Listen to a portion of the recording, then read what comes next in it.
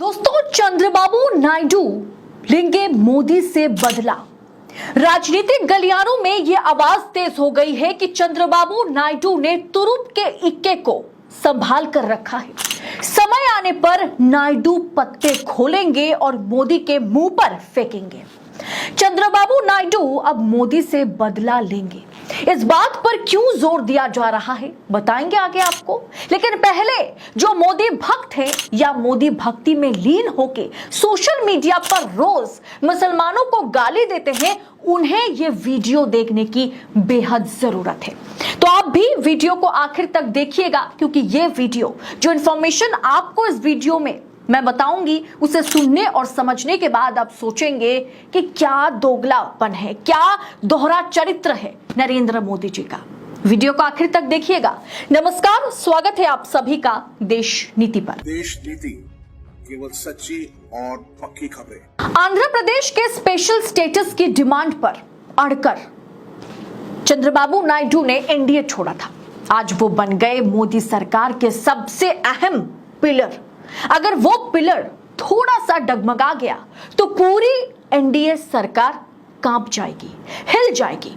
हाल ऐसा है कि टीडीपी ने चंद्रबाबू नायडू ने साफ कर दिया कि शपथ ग्रहण से पहले कि मैं मुस्लिम रिजर्वेशन पर अडिग था, हूं और रहूंगा, चाहे बीजेपी चाहे नरेंद्र मोदी साथ दे या ना दे। यानी अभी सिर्फ और सिर्फ नतीजे सामने आने के बाद सरकार गठन की पूरी तरीके से कोशिश की जा रही है। मोदी सरकार नहीं, बीजेपी सरकार नहीं, एनडीए सरकार, जिस पर हम अगर बात करें तो नीतीश कुमार और चंद्रबाबू नायडू पर ही ये सरकार जो है पूरी तरह से टिकी हुई है या बनती हुई नजर आ रही है। ऐसे में शपथ ग्रहण से महज एक दिन पहले चंद्रबाबू नायडू ने साफ कर दिया कि मुस्लिम आरक्षण पर हमने जो भी वादे किए थे वो हम पूरा करेंगे और बीजेपी के साथ रहकर करेंगे। अगर कोई इसके बीच में दीवार खड़ा करने की कोशिश करता है तो हम उसका भी जवाब देंगे। क्या बीजेपी ऐसी पार्टी के साथ देश चलाएगा?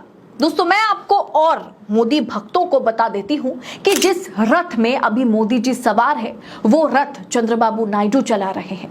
उन्होंने मुसलमानों के लिए क्या ऐलान किया है, जिस पर उन्होंने मोदी के साथ हाथ मिलाने के बाद भी कहा कि मैं अपना वादा, मैं अपना वचन मुसलमानों के प्रति निभाऊंगा।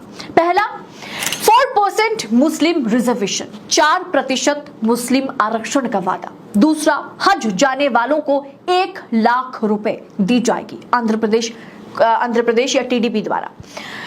50 साल के ऊपर के मुसलमानों को पेंशन दी जाएगी। चौथा, ईदगाह और कब्रिस्तान के लिए अलग से हर बड़े शहर में भूमि आवंटित की जाएगी। पांचवा, फिफ्थ, राज्य की राजधानी में एक आलीशान हज हाउस बनाया जाएगा।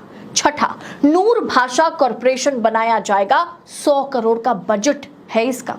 सातवां यह है कि 5 लाख रुपए बिना ब्याज के मुसलमानों को लोन दिया जाएगा। आठवां है कि 10,000 मस्जिद के इमामों को 10,000 रुपए हर महीने दिया जाएगा। 9th टॉपिक जो है या 9th वादा जो है, 9वां वादा जो है वो ये है, जो पढ़े लिखे इंटेलेक्चुअल इमाम होंगे उनकी नियुक्ति गवर्नमेंट काजीज के तौर पर होगी। 10th जो वादा है वो ये है, 10वां वादा, कि हर मस्जिद की रखरखाव के लिए 5,000 रुपए हर महीने मस्जिदों को दिया जाएगा। यह है टीडीपी का चुनावी घोषणा पत्र। अभी अभी हुए चुनाव में उन्होंने आंध्र प्रदेश की सरकार के साथ, जनता के साथ टीडीपी ने, चंद्रबाबू नायडू ने लिखित वायदा किया है। सोचिए दोस्तों, आप भी सोचिए कि जिन्हें कांग्रेस की मैनिफेस्टो में मुस्लिम मैनिफेस्टो दिखाई दे रहा था, अब वो क्या कहेंगे? जिन्हें लग रहा था कि कांग्रेस आने से राम मंदिर में बाबरी ताला लग जाएगा, वो क्या कहेंगे? जो कह रहे थे कांग्रेस आएगी तो मंदिर नहीं मस्जिद बनाएगी, अब वो खुद सोचे कि सत्ता की लालच में मोदी को नायडू के सामने हाथ फैलाना पड़ा। चंद्रबाबू नायडू जो लगातार मुस्लिम आरक्षण पर बात कर रहे थे और नरेंद्र मोदी जो हर चुनावी भाषण में, चुनावी मंच से यह कह रहे थे कि हम आरक्षण के खिलाफ है, जाति, धर्म, नस्ल, इसके आधार पर हम आरक्षण नहीं दे सकते, हम रिजर्वेशन नहीं दे सकते, वो चंद्रबाबू नायडू का समर्थन कर रहे हैं या उनका समर्थन चंद्रबाबू नायडू कर रहे हैं और जिनके बलबूते पर सरकार बन रही है वो पार्टी, वो टीडीपी मुसलमानों की आरक्षण की भी बात करती है। और आंध्र प्रदेश की ये जो लिस्ट है, ये जो 10 अलग अलग वायदे हैं, इस पर नरेंद्र मोदी को झुकना पड़ा।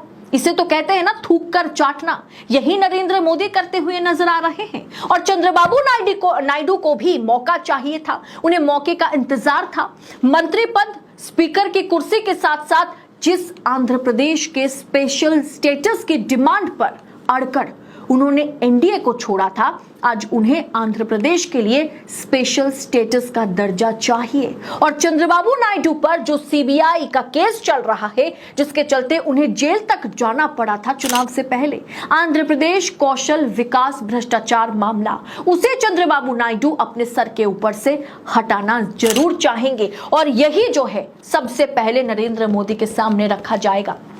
यानी नरेंद्र मोदी, जिन्हें बहुमत की सरकार चलाने की आदत है, जिन्हें 2002 के बाद से कभी भी मुश्किलों का सामना नहीं करना पड़ा, चुटकी में जिनका कैबिनेट चलता है, उन्हें आज मोदी सरकार नहीं, बीजेपी सरकार नहीं, एनडीए गठजोड़ कोलिशन सरकार चलाने की जो है उनके लिए एक बड़ी चुनौती सामने आ गई है।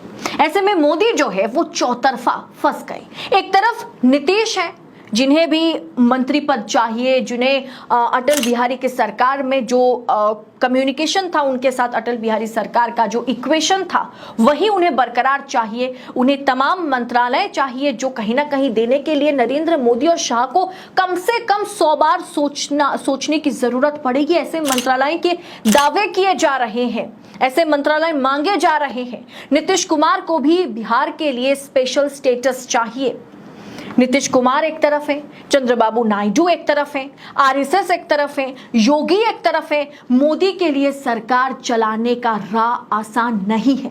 और सामने नितिन गडकरी है, शिवराज सिंह चौहान है, बड़े बड़े नेता हैं जो कहीं ना कहीं नरेंद्र मोदी को चुटकी में पीएम की कुर्सी से हटा नहीं सकते तो कम से कम पीएम की कुर्सी हिला सकते हैं।